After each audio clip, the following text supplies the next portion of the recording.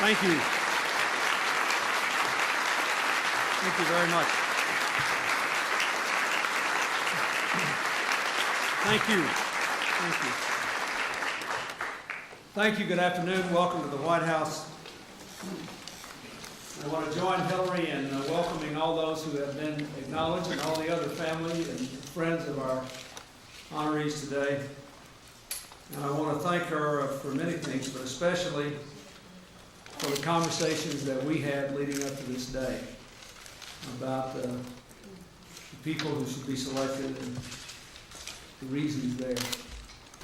Some of them reflect, now that we've been here 8 years and been involved in public life for nearly 3 decades, a lot of personal experiences that we have had, and we had a lot of good times talking about who should be here today and why. More than 60 years ago, President Franklin Roosevelt said, "Freedom cannot be bestowed, it must be achieved." From the founding of our nation, it has been the duty of each generation to achieve freedom all over again, to expand it, to deepen its meaning, to widen the circle of those who are included as full citizens. Today we honor 15 men and women who have done exactly that. They have helped America to achieve freedom. It is my honor on behalf of a proud nation to award each of them the Presidential Medal of Freedom, our highest civilian honor. In the words of our Constitution, they have helped us to secure the blessings of liberty by acts of bravery, conscience, and creativity. I am grateful for those who are here and for those who are being honored who are not here today. When Jim Burke was just starting out in business, his boss called him into the office and told him to shut the door. He had just made a mistake, and he was convinced he was about to be fired. Instead, his boss congratulated him, saying his mistake meant he was making decisions and taking risks. Over the years, his willingness to make the tough call in times of crisis and to put the public interest above all else has placed a higher premium on candor and corporate citizenship in the business world. In an age when many look only to the bottom line, he draws his values from a deeper well. Jim took a risk when he became chairman of the Partnership for a Drug-Free America. Most people think that's a problem you can talk about, but not much you can do about. There are clearly few challenges tougher and few more vital. Teaching our young people about the dangers of drugs, helping more to avoid them, helping more to overcome addiction once they have become involved.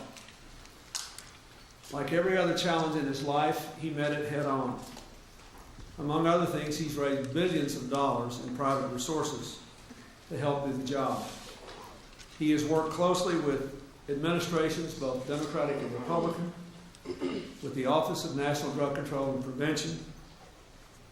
Last year, the teen drug use rate fell substantially, thanks in no small measure to years and years and years of passionate devotion by Jim Burke. Thanks to him, our families are healthier, our communities are safer, our nation is stronger. Commander, read the citation. Jim Burke has set the highest standards for corporate responsibility and civic involvement. As CEO of Johnson & Johnson, he promptly responded to a public health and corporate crisis of unprecedented proportions, placing the safety of consumers ahead of his company profits. As chairman of the Partnership for a Drug-Free America, he has energized America's advertising and media industries to create hundreds of powerful anti-drug messages, and he brought the partnership together with the National Youth Anti-Drug Media Campaign in a historic public health education effort that is changing American youth's attitudes about drugs. America salutes Jim Burke for his deep commitment to the welfare of its citizens.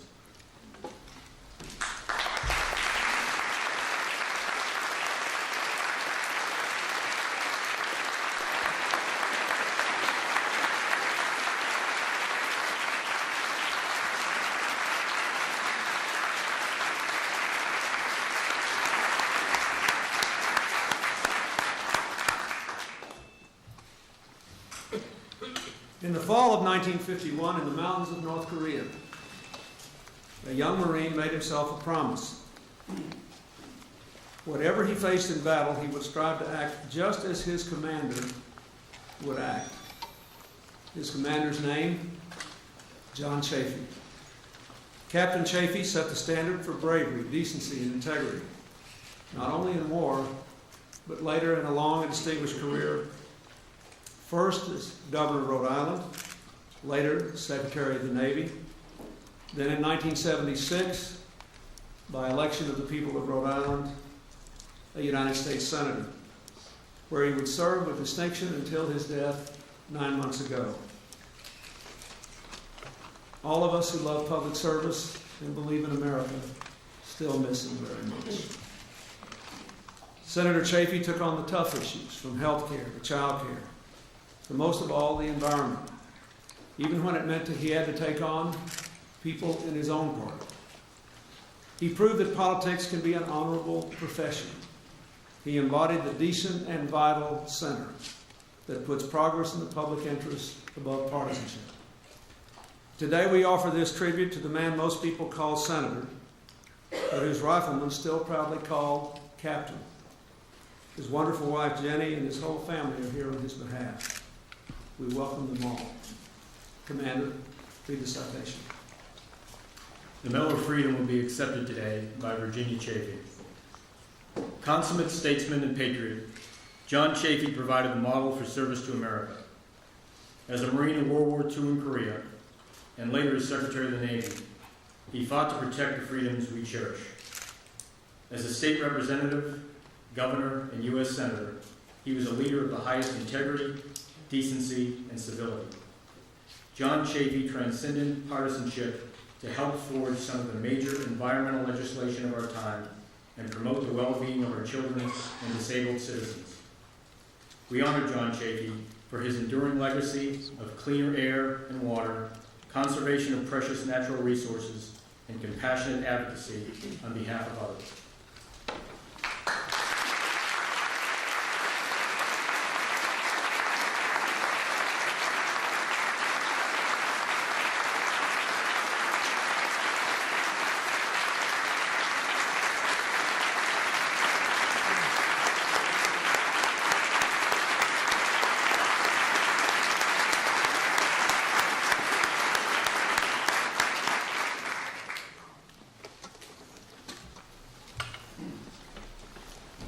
In March of 1999, as Slobodan Milosevic unleashed his army and police on the people of Kosovo,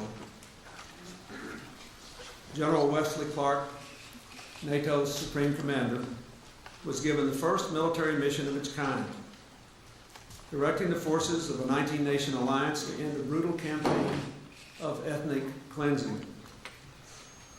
The stakes were monumental. Almost 1 million people had been driven from their homes solely because of their ethnic and religious background. Success would save lives, strengthen NATO, advance the cause of freedom, democracy, and unity in Europe.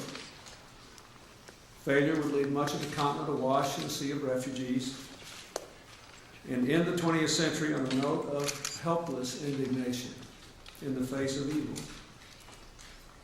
Wes Clark well understood the perils of the Balkans, for he had already played a vital role in ending the war in Bosnia and beginning the long process of building a stable multi-ethnic democracy in that country. He summoned every ounce of his experience and expertise as a strategist, a soldier, and a statesman to wage our campaign in Kosovo. He prevailed miraculously without the loss of a single combat casualty. At the apex of a long and distinguished military career, it goes back to his outstanding performance as a cadet at West Point over 30 years ago. He was assigned a challenge many experts thought was mission impossible. Instead, thanks to General Clark, we now can declare it mission accomplished. Commander, read the citation. Respected for his military expertise, keen intellect, and diplomatic skill, General Wesley Clark has distinguished himself as a soldier, scholar, and statesman.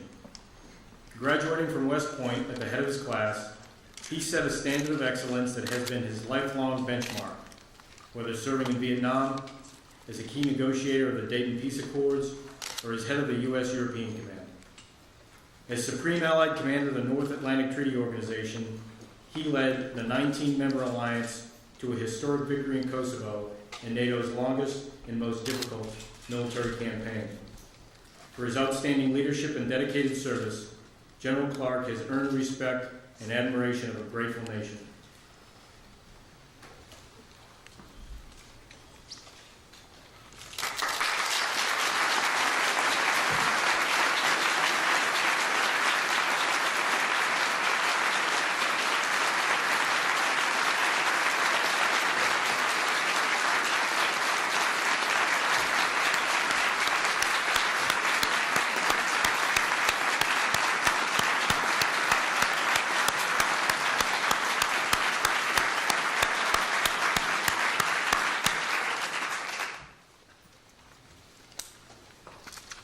As a young officer, Bill Crow seemed to seize every opportunity for a non-traditional Navy career. He took a leave to earn a master's in education. He passed up an invitation to join the nuclear submarine program so he could earn a PhD in politics at Princeton. A few years later, when Dr. Crow found himself named Rear Admiral Crow, he was quite surprised. Only later did he learn that Admiral Zumwalt that year had ordered all naval promotion boards to consider, and I quote, iconoclasts. Bill Crow has always been an innovative and independent thinker. He was the first chairman of the Joint Chiefs with a mandate to promote greater cooperation among the armed forces, along with the power to reshape their respective roles and missions. He used that power to build the military more agile and efficient for the global age. From that chairmanship to his ambassadorship at the Court of St. James in our administration, Bill Crow has been the right leader for changing times. Even more, he has himself helped to change the times, to enhance our strength, advance the peace, and quicken the march of freedom. He is an iconoclast, but an immensely patriotic one. Commander, lead the citation. A powerful force for peace and freedom, Admiral William J. Crow, Jr. has stood watch over our country for more than 50 years, helping to preserve the liberty we hold dear. As chairman of the Joint Chiefs of Staff, he worked vigorously to increase cooperation among the armed services, improving the speed, flexibility, and efficiency of U.S. defense capabilities. After retiring from a brilliant Navy career, he served with distinction as ambassador to the United Kingdom and has strived to reduce the vulnerability of American embassies to terrorist attacks. Sailor, scholar, diplomat, and patriot, Admiral William Crow has dedicated his life to charting a strong course for America.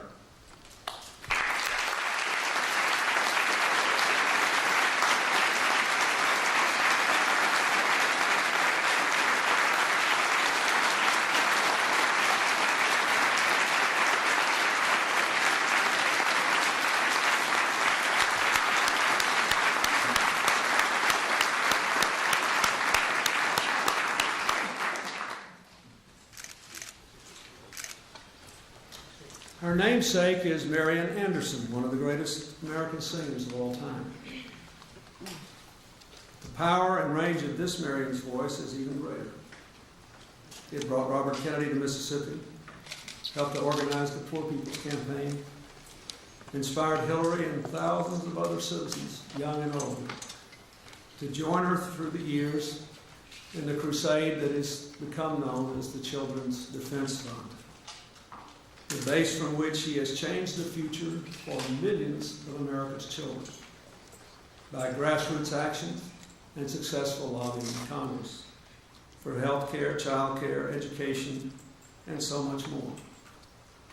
Marian Wright Edelman has lived a life of giving. In the process, she has built a family of distinguished citizen givers. She is a tireless advocate, a driving force, crusader of conscience. Like her namesake, Marion's voice is always strong and true, singing that we are all children of God and therefore must protect all our children. Commander, read the citation. A passionate advocate on behalf of children, minorities, and the poor, Marion Wright Edelman has given a powerful voice to those too often unheard. The first African-American woman admitted to the Mississippi bar, she devoted herself to the struggle for civil rights. As founder of the Children's Defense Fund, for almost 30 years she has championed the needs of our nation's children and families, from child care to education to children's health. When our children cried out, "Dear Lord, be good to me. The sea is so wide and my boat is so small," God bless them with Marion Wright Edelman.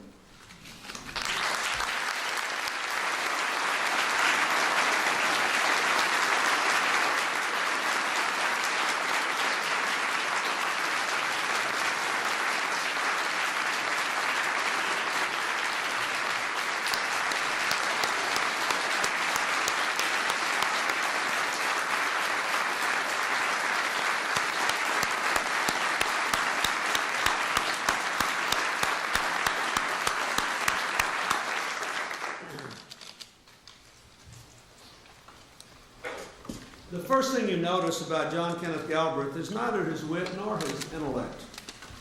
Those are the second and third things. First, you notice his height, which, like his passion for public service, is the legacy of his father. The elder Galbraith once told him, "We are obliged, because of our enormous size, to alter the world to our specifications." That is just what Professor Galbraith has spent a lifetime doing. From the lecture halls of Harvard to wartime Washington to a diplomatic post in India, he has altered our world, making it better, nobler, more just. It is ironic that John Kenneth Galbraith actually coined the term conventional wisdom, since he spent his entire life challenging it. He once said he always suspected President Kennedy sent him to India just to be free of his political advice and policy ideas. Actually, President Kennedy grew a lot from those ideas, as have generations of American leaders and thinkers ever since. Professor Galbraith writes with such eloquence and clarity that his ideas are accessible to all of us, helping us not just to understand the economy, but also to remember that its providence of more. It is the providence of more than a privileged few. Commander, read the citation. A renowned economist, distinguished public servant, influential educator, and prolific author, John Kenneth Galbraith has contributed immeasurably to the life of our nation. With clarity, wit, and a keen social conscience, he has made complex economic theories and processes comprehensible to a wide audience and highlighted the social and ethical impacts of economic policies. A tireless reformer of the free enterprise system, he has resolutely prompted social justice and challenged conventional assumptions in his Harvard classroom as well as the public arena. Throughout his full life, John Kenneth Galbraith has used his sharp intellect and his clear moral vision to create a good society.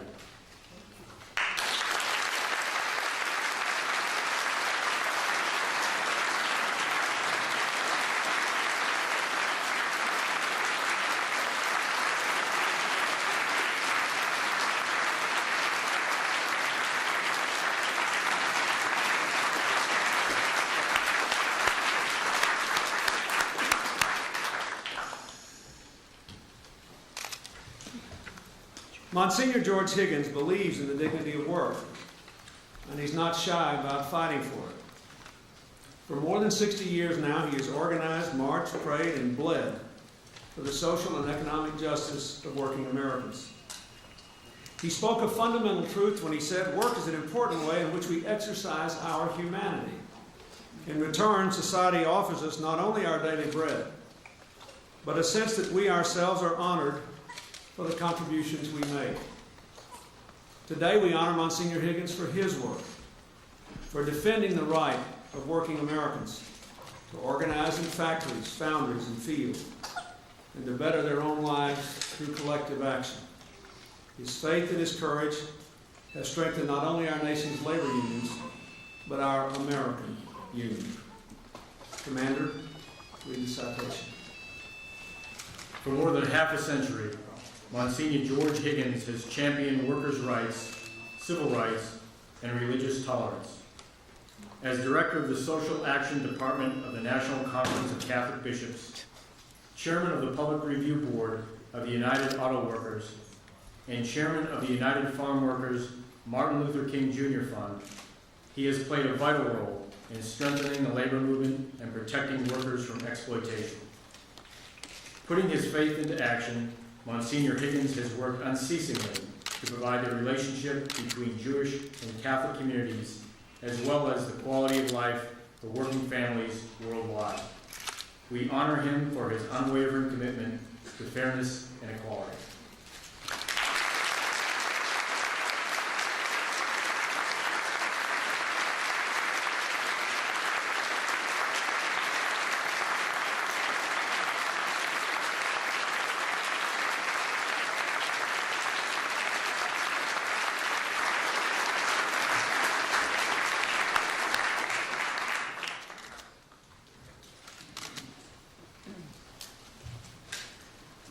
You are now about to witness one of the best things about this ceremony.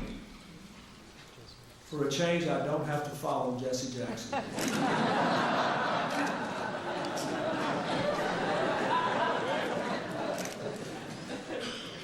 But the truth is, America has followed Reverend Jackson. As he marched with Dr. King, walked the picket's line, ran for our nation's highest office, instilling hope and inspiring millions, beginning with his own remarkable family. From the streets of Watts to the hollows of Appalachia, as my special envoy to Africa and the leader of Rainbow Push, he has walked the walk of freedom. When I think of Rainbow Push, I think of two things. Rainbow means we've all got a place at the table. Push is what Jesse does when he thinks I'm not doing right. He has used his legendary prowess at persuading people to do things they are otherwise disinclined to do, to free innocents imprisoned around the world, including American servicemen from the Middle East to the Balkans. With his Wall Street project, he is forging the next frontier of freedom, economic freedom, reminding us that when we limit opportunities for some Americans, we limit possibilities for all Americans. His work for years has been an inspiration to the New Markets Initiative that I have undertaken, along with the Republican and Democratic leaders of the House and Senate. And when it becomes law, it will be in no small measure the result of the powerful example that he has set year after year. Dr. King said, "Human progress never rolls on the wheels of inevitability.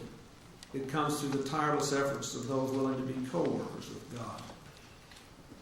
The cause of justice has no greater co-worker than Jesse Jackson. It's hard to imagine how we could have come as far as we have without the creative power, the keen intellect, the loving heart, and the relentless passion of Jesse Louis Jackson. And God isn't done with him yet. Commander, read the citation. Jesse Jackson has long been a powerful voice in the struggle for civil rights, economic opportunity, and social justice across America and around the globe. Minister and stirring orator, he has preached a gospel of hope, unity, and responsibility, and has helped establish common ground across lines of race, class, gender, nationality, and faith. As founder and president of the Rainbow Push Coalition, and the Wall Street Project, he has worked hard to expand opportunity through education and employment. A tireless advocate for peace, international understanding, and human dignity, Jesse Jackson has kept alive the promise of a better world for people everywhere.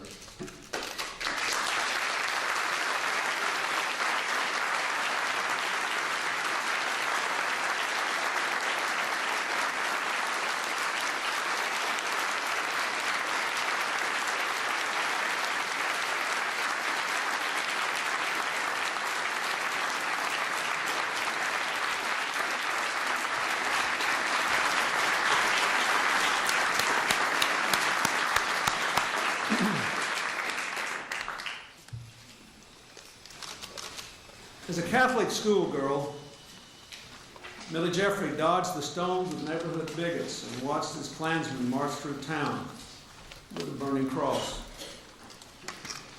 As a union organizer in Mississippi, she stood bravely as company men snapped bullwhips at her feet. Clearly, they didn't know whom they were up against. She may be small in stature and humble in manner, but she is very strong. She worked with Walter Reuther and counseled the Kennedys, influencing all with her courage and her unflagging commitment to social justice. To meet the need for more women in public office, she started the National Women's Political Caucus and sparked the effort to nominate Geraldine Ferraro 16 years ago. For countless women around the world, she remains an inspiration. Her impact will be felt for generations, and her example never forgotten. Commander, read the citation. For more than 60 years, from the days of the Great Depression to today's unprecedented economic expansion, Mildred Jeffrey has helped working men and women break down barriers to social and economic justice and thrive as a part of America's labor force. The first director of the Women's Department of the UAW and a founding member of the National Women's Political Caucus, she has inspired generations of women to make their voices heard and their votes count. Advisor to President Kennedy on youth employment and to President Carter on women's issues, Millie Jeffrey has lit the way to a brighter future for people across our nation.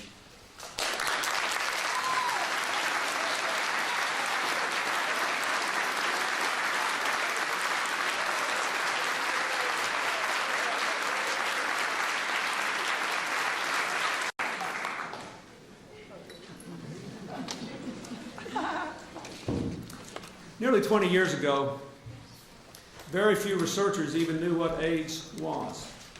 Even fewer had the courage to speak out about it. Dr. Matilda Krim was one of the first to grasp its terrible implications. But she was not content simply to raise the alarm. She marshaled others to establish the American Foundation for AIDS Research, raising awareness, raising millions for research, and raising the hopes of countless people bravely confronting this deadly disease. Despite some promising scientific breakthroughs, we know the fight against AIDS is nowhere near won. As she reminds us, we must not grow complacent. She said recently, we're about halfway on a long road. Thanks to her vision, her ability to inspire, her enduring compassion for those in need, we now travel that road united and determined to prevail. Commander, read the citation. A noted biomedical researcher and AIDS educator, Matilda Krim has served in the front lines of the battle against HIV and AIDS for almost 2 decades. One of the first to recognize the gravity of the AIDS pandemic, she established the AIDS Medical Foundation in 1983, which eventually grew into the American Foundation for AIDS Research.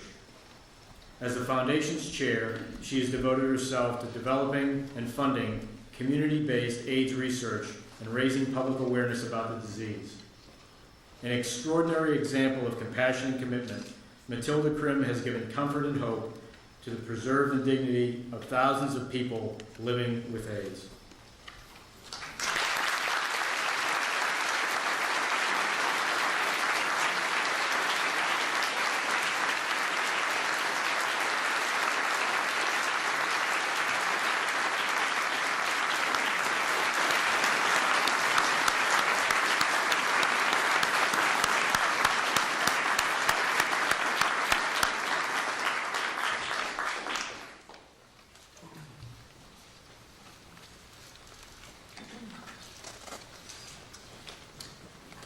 His roots lie deep in the South Dakota soil, in small-town farms and the faith of his father, a Methodist pastor. After more than half-century in public life, George McGovern still draws on those teachings and traditions, and he still imparts them to the rest of us by the power of his example, the courage of his convictions, and his proud legacy of public service. Long before he became a congressman or senator or a United States ambassador, he became a hero. His brave exploits in the skies above Europe earned him the Distinguished Flying Cross, and more important to him, the gratitude of the men he brought safely to ground. Returning home, he taught history and then set out to make a little history himself. First winning a seat in Congress, then a few years later creating the Food for Peace program, one of the great achievements of the Kennedy era. At the time he ran for president in 1972, Senator McGovern was not only a hero in war, but a stalwart voice for peace in Vietnam. Hillary and I and several others in this room, including your National Security Advisor, Mr. Berger, Eli Siegel, who started AmeriCorps and our Welfare to Work partnership, were honored to embrace his conviction that we could move our country forward. For decades, his conviction never wavered, nor has his early commitment to bringing food to the hungry. Today, he serves as our ambassador to the UN Food and Agriculture Organization, and he has pledged to feed 500 million of the world's ill-fed. Senator McGovern and Senator Dole have come together to persuade me, along with Congressman McGovern and Senator McGovern's Senator Tom Daschle, that the United States should lead the world to get one nutritious meal to every child in every poor country in the world. And I just announced a couple of days ago our first $300 million contribution to that goal.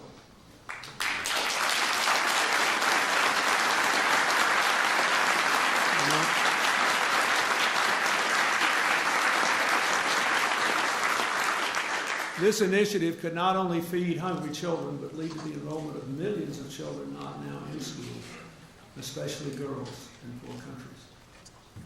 So George McGovern's work continues. Commander, read the citation. War hero, senator, and diplomat, George McGovern embodies national service. As director of the Food for Peace program, he oversaw the donation of millions of tons of food to the developing world, and in the Senate, he continued to lead the crusade against hunger by expanding key nutrition programs. Today, as our representative to the UN Food and Agricultural Organization, Senator McGovern is fighting to make real his visionary plan to feed 500 million of the world's hungry by the year 2015. George McGovern is one of the greatest humanitarians of our time, and the world will benefit from his legacy for generations to come.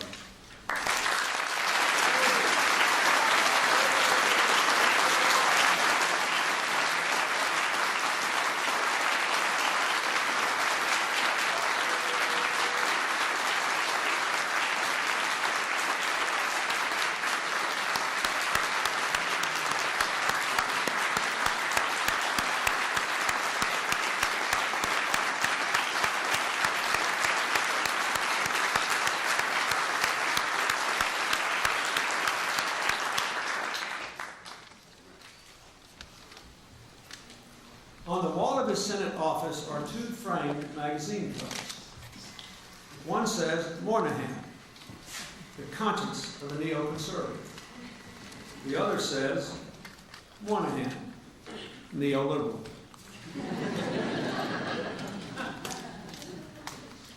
I think he suspects that a great deal of his success in life has come as a result of keeping the rest of us slightly confused. But whatever label is assigned to him, not a day goes by when Daniel Patrick Moynihan is not brilliantly, dynamically, uniquely himself. He is Hell's Kitchen and sophisticated wit and a tough, blunt critic of social injustice. A man of ideas, and a man of action. By this dazzling collection of qualities, Pat Moynihan has served and survived 4 successive presidencies, the only American ever to have done so.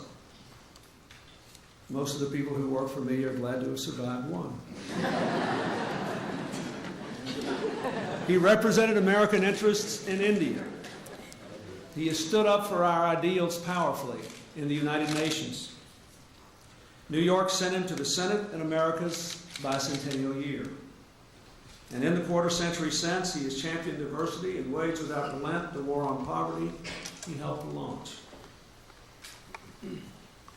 I was interested to learn, as Hillary said, that Senator Moynihan actually helped to create the medal he is about to receive. President Kennedy charged him with that task, and as the President decreed, the standard of achievement was set very high indeed. I know that every American will agree that in the 4 decades since, Senator Moynihan has exceeded the standard set by every conceivable measure. Commander, read the citation. An academic, diplomat, public servant, and champion of the underprivileged, Daniel Patrick Moynihan has worked for social and economic justice throughout his extraordinary career. The only American to serve as a high-level advisor to 4 successive presidents, he focused a national spotlight on poverty and urban blight. As U.S. Ambassador to India and the United Nations, he steadfastly defended democracy, freedom, and America's interests. During his 4 Senate terms, he has demonstrated unparalleled vision in crafting laws that have improved the lives of millions. Daniel Patrick Moynihan's wisdom, wit, and compassion have brightened our nation's public life, and we salute him for his distinguished service.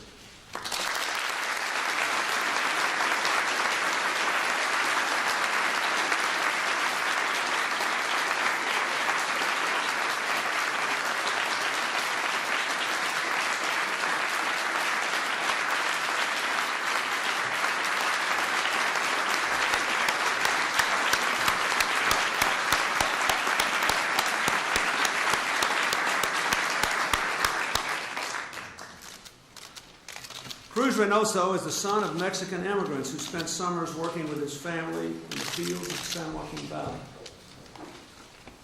As a child, he loved reading so much his elementary school classmates called him El Profe, the professor. Later, some told him to put aside his dreams of college, saying bluntly, they will never let you in.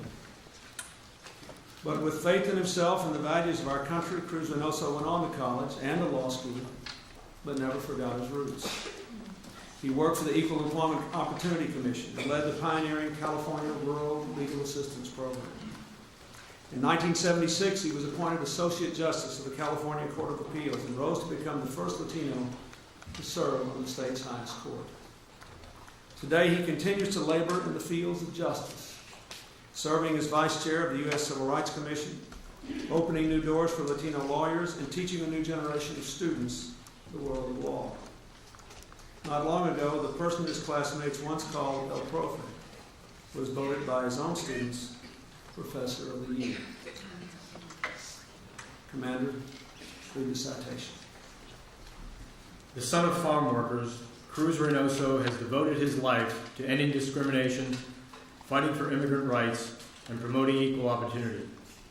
Through his efforts to address social inequality in his rural community, his leadership of the pioneering California Rural Legal Assistance Program, his tenure as the first Latino on the California Supreme Court, and his service on the U.S. Commission on Civil Rights, he has been a strong force for change and a passionate voice for our nation's disadvantaged. Respected for his legal expertise and renowned for his compassion, Cruz Reynoso has earned his place as one of America's most distinguished lawyers, jurists, and social reformers.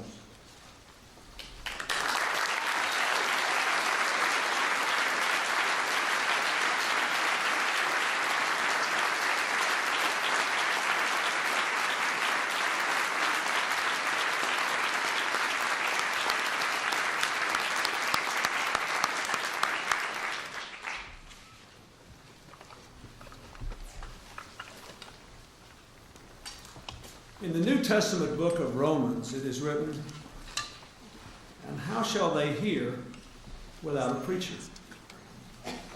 The Lord may have had that passage in mind the day Gardner Taylor was born. Or once again, years later, when a terrible car accident convinced him to abandon law school and enter the ministry. His eloquence has inspired generations, helping us to see the hard challenges of life in the revealing light of Scripture. As founder of the Progressive National Baptist Convention, Reverend Taylor helped to galvanize black churches all across America in the struggle for civil rights. As a pastor in Brooklyn, he has worked to repair the breach, whether racial, political, or economic. He speaks not just from the Scriptures, but from his soul. The gift God gave him, he in turn has shared with us. For at least 20 years now, if anyone made a list of the 5 or 6 greatest preachers in America, Gardner Taylor would always be at the top. For those of us who heard him preach, and those of us whom he has counseled in his private wisdom, we know we have been in the presence of not only a man of God, but a great American citizen. Commander, read the citation. One of America's greatest preachers, the Reverend Gardner C. Taylor, has uplifted us through his eloquent sermons, providing a moral compass to help guide the lives of people across our nation and around the world. His life's work has been a sermon as well, teaching that none live in dignity when any are oppressed, and that faith can transcend racial, social, and economic boundaries. As a civil rights pioneer and longtime pastor of Brooklyn's Concord Baptist Church, Gardner Taylor is a man of the people and of God, and a leader of singular courage, humility, and compassion.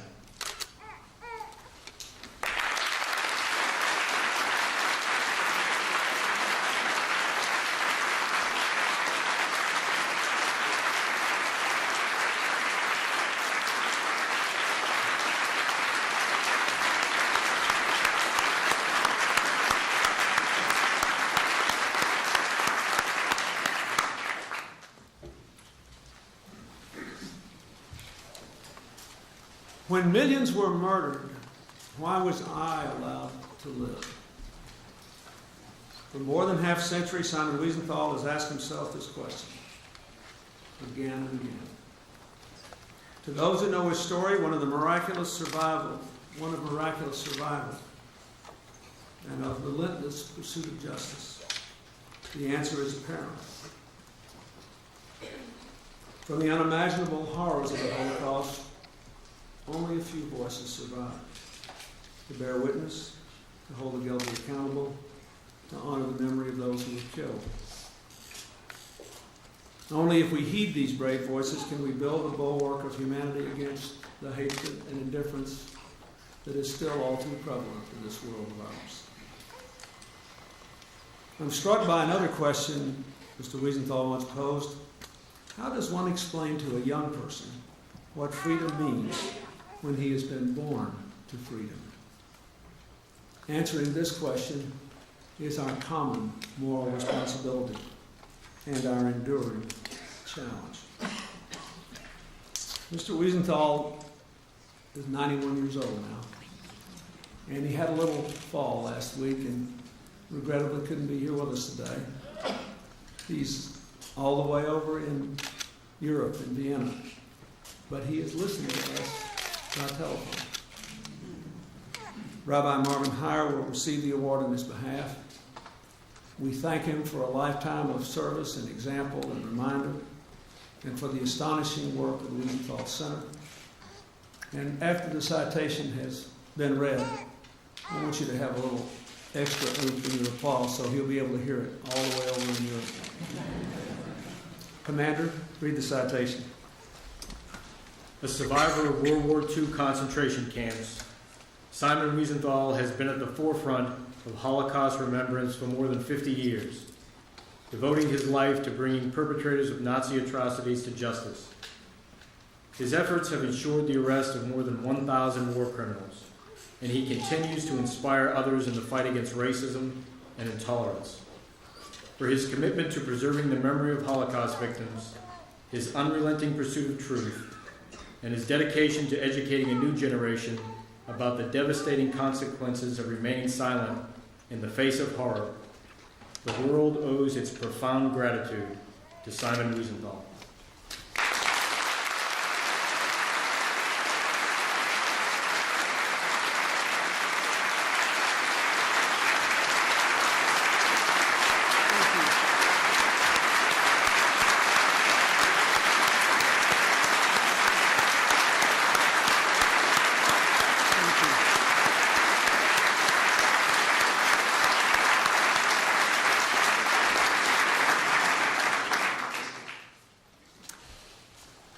You know, today's honorees come from an astonishing array of backgrounds. Their experiences and their service are remarkably different.